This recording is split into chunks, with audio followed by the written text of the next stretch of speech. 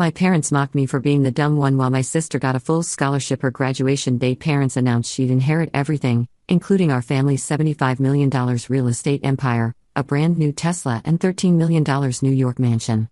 I sat quietly in the back, until a stranger walked in, handed me an envelope, and whispered, "It's time to tell them who you really are."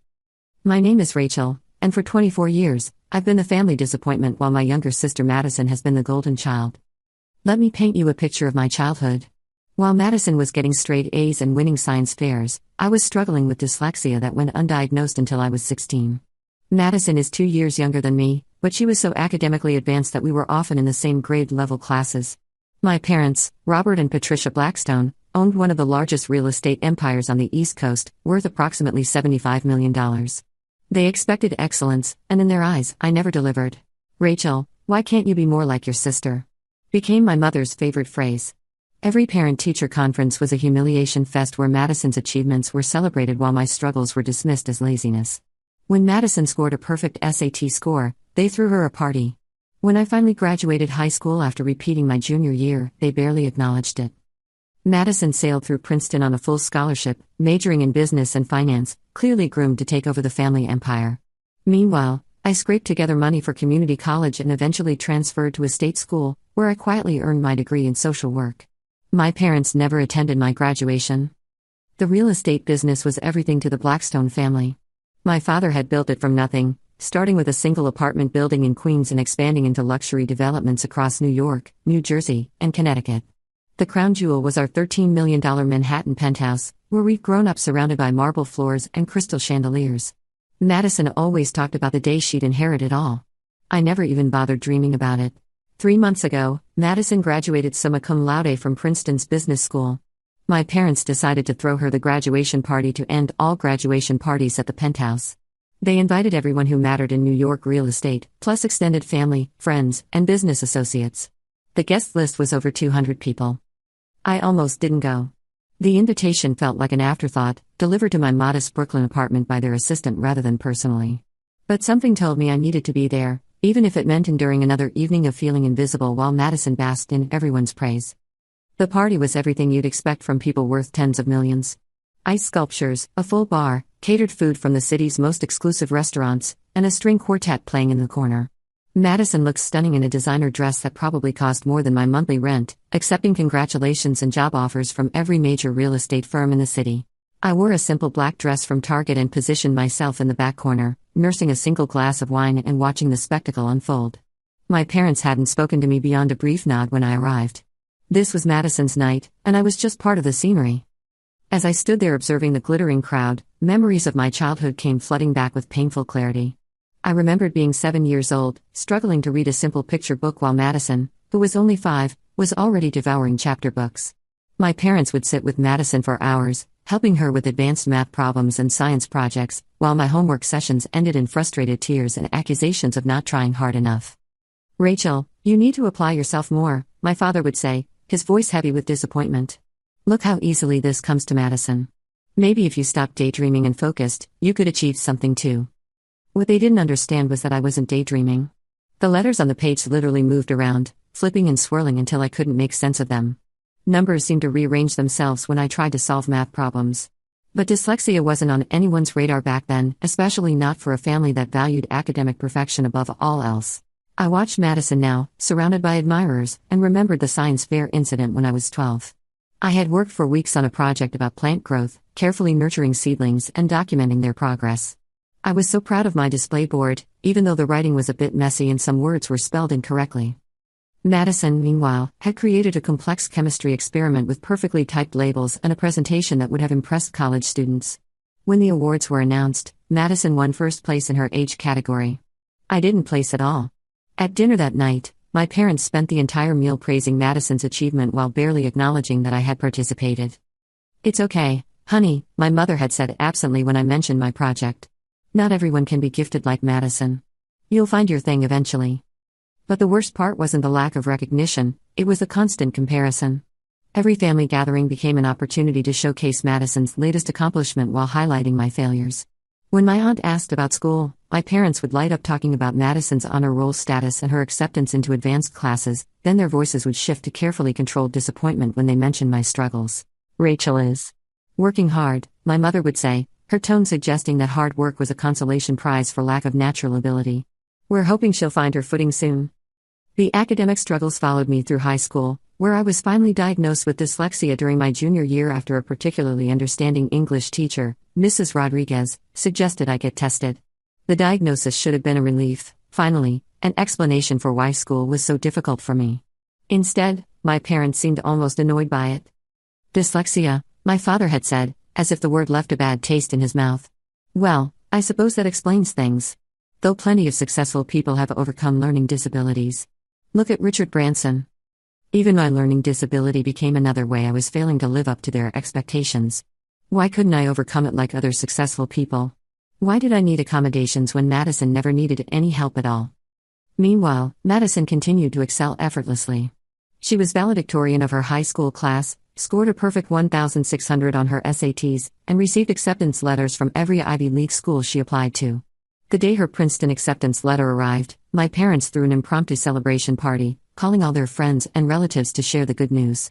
When I graduated high school, a year late due to repeating my junior year, there was no party, no calls to relatives, just a brief acknowledgement over dinner that I had finally managed to finish. College was when I really began to find myself, though my parents never saw it that way. At community college, I discovered that I had a natural ability to connect with people who were struggling. I volunteered as a tutor for other students with learning disabilities, finding that my own experiences helped me understand their frustrations in ways that traditional tutors couldn't. I also started volunteering at a local women's shelter, helping with childcare and basic administrative tasks. For the first time in my life, I felt useful. The children at the shelter didn't care that I had trouble with spelling or that I needed extra time to process written information. They just cared that I listened to them, played games with them, and made them feel safe. When I transferred to the state university and declared my major in social work, my parents' reaction was predictably dismissive. Social work? My mother had said, her voice dripping with disdain. Rachel, that's not a career, it's volunteer work. How are you going to support yourself? How will you ever buy a house or start a family? There are people who need help, I had tried to explain. I want to make a difference in their lives. Making a difference is fine as a hobby, my father replied. But you need to think about your future. Maybe you could work in the family business. Start in property management or something basic. The idea of working for my parents, being under their constant scrutiny and judgment, was unbearable. I politely declined and continued with my social work degree, funding my education through student loans, work-study programs, and weekend jobs. During my senior year of college, I started working at an after-school program in a low-income neighborhood. The program was severely underfunded and understaffed, operating out of a cramped community center basement with donated supplies and volunteer teachers. But the kids who came there were amazing, resilient, creative, and hungry for someone to believe in them. That's where I met Destiny, the little girl I mentioned earlier. She was 8 years old when she first came to the program, tiny for her age and so shy she barely spoke above a whisper.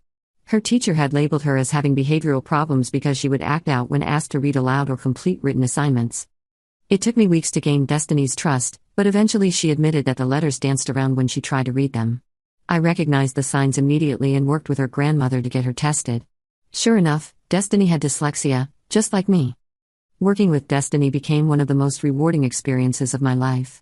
I taught her the same coping strategies I had learned, showed her how to use assistive technology, and most importantly, I helped her understand that having dyslexia didn't make her stupid. Every small victory, reading a sentence without help, spelling a difficult word correctly, raising her hand to answer a question in class, felt like a celebration. When Destiny won her school's spelling bee 2 years later, I cried harder than she did. Her grandmother hugged me and said, "You saved my baby's life." She was starting to believe she was dumb, and you showed her she was smart in her own way. But when I tried to share this story with my parents, the response was lukewarm at best. "That's nice, dear," my mother had said absently. "It's good that you're helping people. Though I do worry about your financial future. Madison just got another internship offer, this one with Goldman Sachs. The salary they're offering is more than what you'll make in your first 5 years of social work." It was always about the money with them. Always about status and prestige and what other people would think. They couldn't understand that helping Destiny learn to read was worth more to me than any six-figure salary. The contrast became even more stark when Madison started her internships during college. Every summer, She would come home with stories about fancy business dinners, networking events, and job offers from prestigious firms. My parents would hang on her every word, asking detailed questions about her projects and the important people she was meeting. Meanwhile, I spent my summers working at the community center for minimum wage, coming home exhausted and often emotionally drained from dealing with the complex problems my clients faced. Domestic violence, homelessness, addiction, poverty, these were heavy topics that my parents didn't want to hear about over dinner. "Can't we talk about something more pleasant?" my mother would ask when I tried to share stories about my work. "We know you're helping people, but it's also depressing. Madison, tell us more about that merger you helped research." The message was clear: Madison's work mattered because it made money and earned respect. My work was just depressing charity that they'd rather not think about. As Madison's graduation approached, the preparations became increasingly elaborate. My parents hired an event planner, rented the penthouse's party room, and sent out engraved invitations to everyone in their social circle. The guest list read like a who's who of New York real estate, developers, investors, city officials, and society figures. They asked me to help with the planning, but in the most minimal way possible. I was tasked with addressing invitations, a job they probably figured I could handle despite my learning disability, though they made sure to have someone else double-check my work for spelling errors. "We want everything to be perfect for Madison's night," my mother explained. "This party will be a networking opportunity for her as well as a celebration. The connections she makes tonight could influence her entire career." I understood what was really being said. This was Madison's spotlight moment, and nothing could be allowed to dim her shine. My role was to fade into the background and let her bask in the attention she deserved. The week before the party, Madison and I had one of our rare private conversations. We were both at the penthouse, helping set up decorations, when she pulled me aside. "Rachel, I hope you know I don't take any of this for granted," she said quietly. "I know Mom and Dad can be difficult sometimes. They put a lot of pressure on me to be perfect, but I see how they dismiss you, and it's not fair." I was surprised by her honesty. Madison rarely acknowledged the different ways our parents treated us. "I appreciate that," I told her. "But this is your night. You've earned it. I'm proud of what you've accomplished." And I meant it. Despite everything, I didn't resent Madison for being the golden child. She hadn't asked for that role, and she'd worked incredibly hard to meet our parents' expectations. If anything, I felt sorry for her sometimes. The pressure to be perfect all the time must have been exhausting. "I've been thinking about what I want to do after graduation," Madison continued. "Everyone assumes I'll go straight into the family business, but I'm not sure that's what I want. There's so much more I could do with my degree." "Like what?" I asked, genuinely curious. "Maybe work for a nonprofit organization, help them with their business strategy and financial planning. Or work for a company that's focused on sustainable development or affordable housing. I want to do something that matters, not just something that makes money." I was shocked. This was the first time I'd ever heard Madison express interest in anything beyond climbing the corporate ladder. "That sounds amazing," I said. "Have you talked to Mom and Dad about it?" Madison shook her head. "They'd never understand. They've invested so much in grooming me to take over the business. How can I tell them I want to do something else?" For the first time in years, I felt a real connection with my sister. We were both struggling with our parents' expectations in our own ways. The difference was that Madison had been meeting those expectations while questioning them privately, while I had openly chosen a different path and faced their disappointment head-on. "Maybe after the party," Madison said. "Maybe I'll have the courage to tell them then." But as the night of the party arrived, I could see that Madison was getting swept up in the excitement of everyone's expectations. She was glowing with pride as business leaders approached her with job offers and networking opportunities. The idea of disappointing all these people who believed in her success seemed to fade as the evening progressed. Standing in that crowded penthouse, watching my sister accept congratulations from everyone who mattered in our parents' world, I felt more invisible than ever. These people knew Madison's name, her achievements, her future plans. But I might as well have been a piece of furniture for all the attention I received. A few family friends made polite conversation with me, asking what I was doing with my life in the tone people use when they don't really expect an interesting answer. "I'm working in social services," I would reply.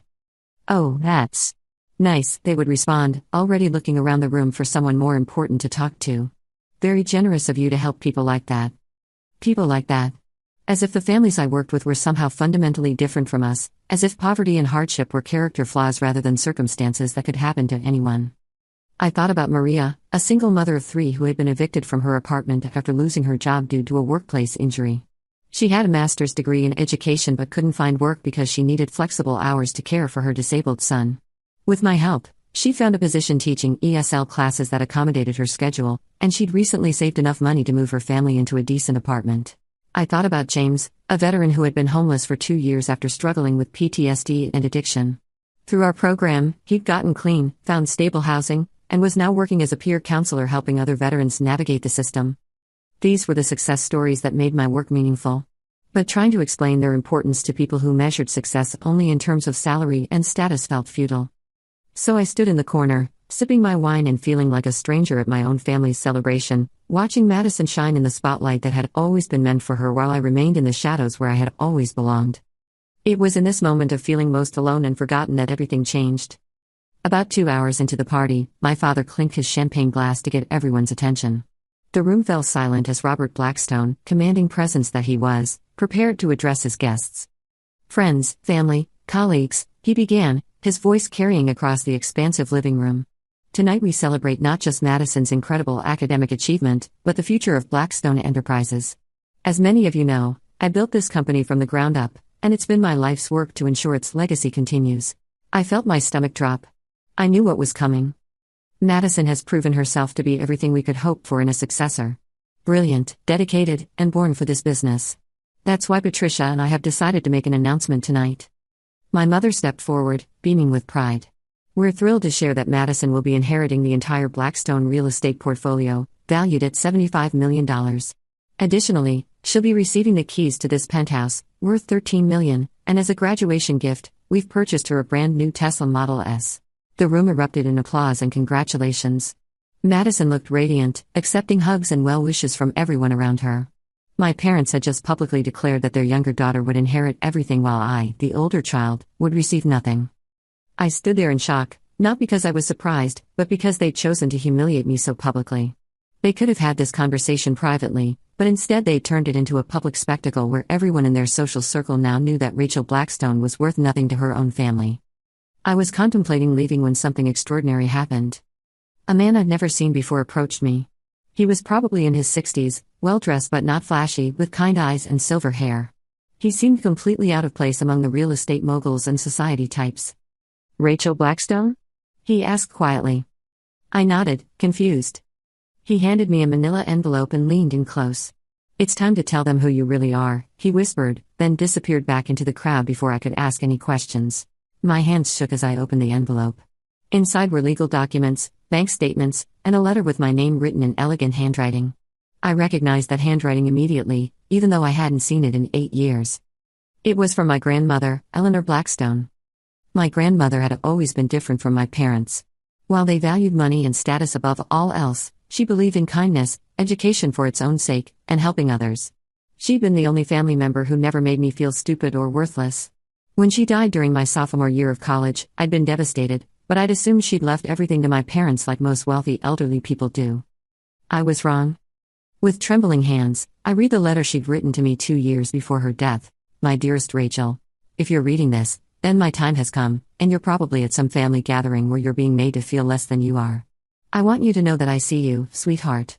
I see your kindness, your determination, and your beautiful heart.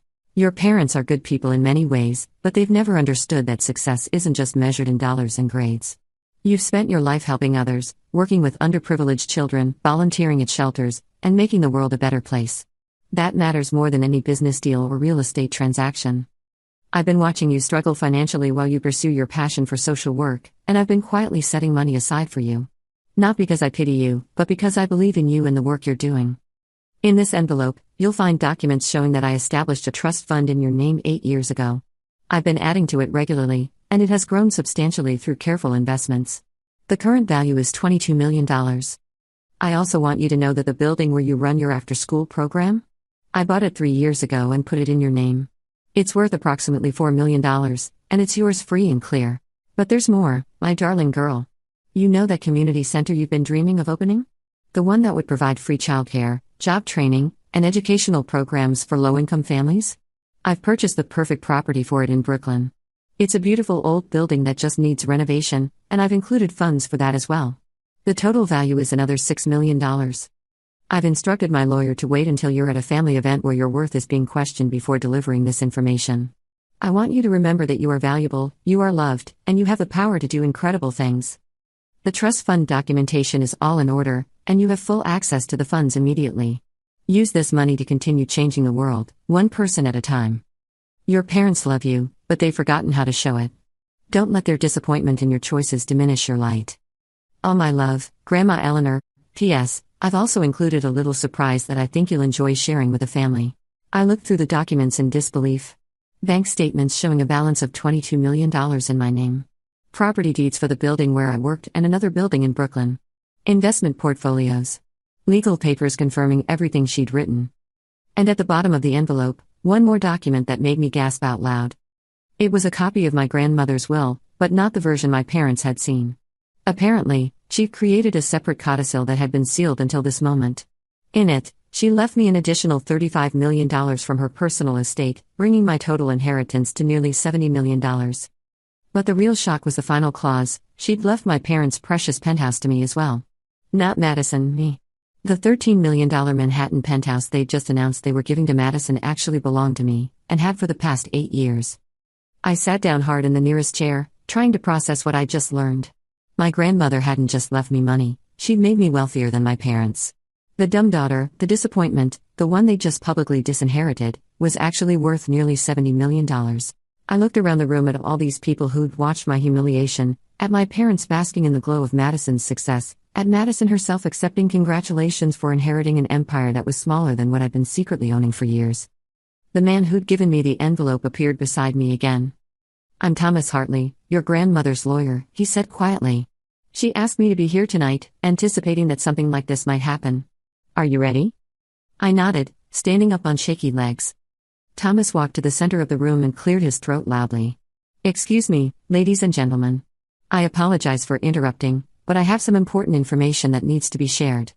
The room gradually quieted down, everyone looking curiously at this stranger who'd somehow gotten into their exclusive party. "My name is Thomas Hartley, and I was the personal attorney for Eleanor Blackstone for over 30 years. I have some documents here that I believe will be of great interest to the Blackstone family." My father stepped forward, looking annoyed. "I'm sorry, but this is a private party. Whatever business you had with my mother was settled years ago when she passed." "Actually, Mr. Blackstone, it wasn't," Thomas replied calmly. "Your mother left specific instructions that certain information be revealed tonight, at this gathering, after your daughter Madison's graduation." He gestured toward me. "She wanted Rachel to understand her true worth, not just in terms of money, but in terms of the love and respect she deserved from her family." My mother's face had gone pale. "What are you talking about?" Thomas opened his briefcase and pulled out official documents. Eleanor Blackstone established multiple trusts, and made several property purchases in Rachel's name over the course of 8 years. She did this because she believed Rachel was the family member who most embodied the values she held dear: compassion, service to others, and genuine care for those less fortunate. He handed copies of documents to my parents while the entire room watched in stunned silence. The current value of Rachel's inheritance is approximately $67 million, consisting of cash trusts, investment portfolios, and real estate holdings. This includes the building where she currently operates her after-school program for underprivileged children, as well as a property intended for her dream community center. Madison's mouth had fallen open. Several guests had pulled out their phones, probably already texting about this dramatic turn of events. But Thomas wasn't finished. Additionally, there was a sealed codicil to Mrs. Blackstone's will that was only to be opened tonight. In it, she reveals that this penthouse, the one you just announced you're leaving to Madison, actually legally belongs to Rachel and has belonged to her for the past 8 years. The room erupted. People were gasping, whispering, and staring at me like I'd suddenly grown a second head. My parents looked like they'd been struck by lightning. "That's impossible," my father sputtered. "We've been living here, paying the maintenance fees, handling all the building management. At Rachel's expense," unknowingly, Thomas replied. "Mrs. Blackstone arranged for all expenses to be paid from Rachel's trust, while allowing you to continue living here. She felt it was important for Rachel to have a stable family environment while she was building her own life and career." My mother sank into a chair. "Eleanor never said anything. We had no idea. She asked me to explain her reasoning," Thomas continued. "She watched Rachel struggle through school, not because she wasn't intelligent, but because she had an undiagnosed learning disability that you interpreted as laziness. She watched Rachel choose a career in social work, not because she couldn't do anything else, but because she wanted to help people. She watched Rachel volunteer countless hours at shelters and community centers while working multiple jobs to pay for college." He turned to address the room. Eleanor Blackstone believed that Rachel represented the best of what their family could be. Not just successful in business, but successful in making the world a better place. I could see tears streaming down my mother's face. Madison looked absolutely stricken. My father seemed to have aged 10 years in the last 5 minutes. Thomas handed me a final envelope. Your grandmother also left you this. Inside was a key and a note. The Tesla they just gave Madison? I bought you a better one. It's in the parking garage. But more importantly, you now have the resources to open that community center and hire the staff you'll need. Change the world, sweetheart. The room was so quiet you could hear a pin drop. Everyone was staring at me, waiting to see what I'd do with this information.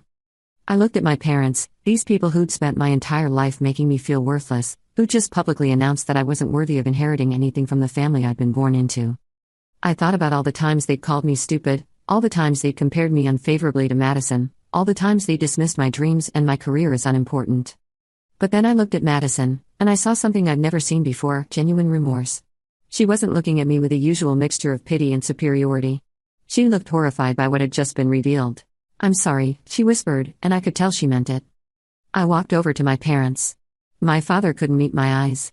My mother was crying openly. I need you to understand something, I said, my voice carrying across the silent room. For 24 years, you made me believe I was worthless. You told me I was stupid, lazy, and disappointing. You made me think that my career choice was a failure and that my dreams didn't matter. I paused, looking around at all the faces watching this family drama unfold. But Grandma Eleanor saw something in me that you never did.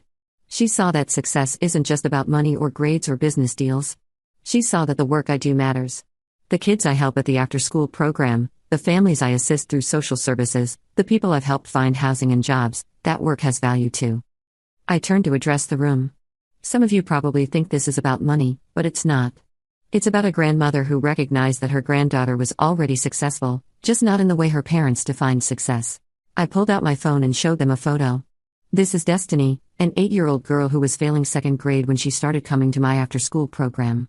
She couldn't read, had no support at home, and was headed toward being another statistic. Last month, she won her school's spelling bee. She's going to college someday, and it's because someone believed in her when everyone else had given up. I showed another photo. This is Marcus, a teenager who was dealing drugs to help his single mother pay rent. I helped him get a job, got his mom enrolled in job training, and found them better housing. He graduated high school last month with a 3.8 GPA and a full scholarship to community college. My voice was getting stronger now. I have hundreds of stories like this. Hundreds of lives that are better because of the work I do. And now, thanks to Grandma Eleanor, I have the resources to help thousands more. I looked directly at my parents. I don't need your approval anymore. I don't need you to be proud of me. I know who I am and what I'm worth, and it has nothing to do with your opinion. Then I did something that surprised even me. I walked over to Madison and hugged her. You didn't know, I told her quietly. And you've never been deliberately cruel to me. You were just being the daughter they wanted you to be. Madison hugged me back, crying now. I'm so sorry, Rachel. I never realized how badly they were treating you. I was so focused on meeting their expectations that I didn't see how unfair it all was. I turned back to my parents one last time. You can continue living in the penthouse for now. I'm not going to kick you out. But I want you to think about how you've treated me all these years, and I want you to think about what really matters in life. I started walking toward the door, then stopped and turned back. Oh, and about that Tesla? I'm donating it to a single mother in my program who's been taking 3 buses to get to work every day. She needs it more than Madison does. As I walked out, I could hear the explosion of conversation behind me. By tomorrow, everyone in New York real estate would know what had happened at the Blackstone graduation party. But I didn't care about that anymore. 3 months later, I'm writing this from my new office in the community center that Grandma Eleanor made possible. We opened 2 weeks ago, and we're already serving over 200 families. We offer free childcare, GED classes, job training, financial literacy workshops, and a hot meal program. The after-school program has expanded into 3 additional buildings, and we're helping over 500 kids now. I've hired 12 full-time staff members, all of whom are passionate about the work we're doing. My parents have been trying to rebuild our relationship. It's slow going, but they're making an effort. They've started volunteering at the community center, and I think they're beginning to understand why this work matters to me. Madison decided not to take over the family business after all. She's going to law school instead, specializing in nonprofit law so she can help organizations like mine navigate legal challenges. She volunteers at the center 3 days a week and has become one of my strongest supporters. As for the penthouse, I've decided to donate it to a nonprofit that provides transitional housing for homeless families. My parents are welcome to stay until they find somewhere else they'd like to live, but the building will serve a much better purpose helping people who really need it. The real estate empire that my parents were so proud of? I'm gradually converting parts of it into affordable housing developments. Some of the luxury properties will remain luxury properties, the income from those will fund the affordable housing projects and the community programs. I kept one property for myself, a modest townhouse in Brooklyn, close to the community center and the people I serve. It's worth maybe $2 million, which seems ridiculously expensive to me, but it's home. People sometimes ask me if I'm angry about how my parents treated me all those years. The honest answer is that I was angry for a long time. But holding on to that anger wasn't serving me or the people I want to help. My grandmother was right, my worth was never determined by my parents' opinion of me. I was already successful by the measures that actually matter. The money just gave me the resources to be successful on a bigger scale. I think about Grandma Eleanor every day. She saw me when nobody else did, and she made sure I'd have the resources to change the world in my own way. The greatest gift she gave me wasn't the money, it was the knowledge that I was valuable exactly as I was. The kids in my programs don't care that I struggled in school or that I'm not a business mogul. They care that I show up for them, that I believe in them, and that I see their potential even when nobody else does. That's what real success looks like. And to anyone reading this who's been made to feel like they're not good enough, smart enough, or successful enough by their family, your worth isn't determined by other people's expectations. Find your own definition of success, and don't let anyone convince you that their dreams are more important than yours. Sometimes the person they call the dumb one ends up being the wisest one of all. Update: since posting this story, I've received hundreds of messages from people sharing their own experiences with family rejection and finding their own paths to success. It's been incredibly moving to read your stories, and it's reminded me that we're all more resilient than we think.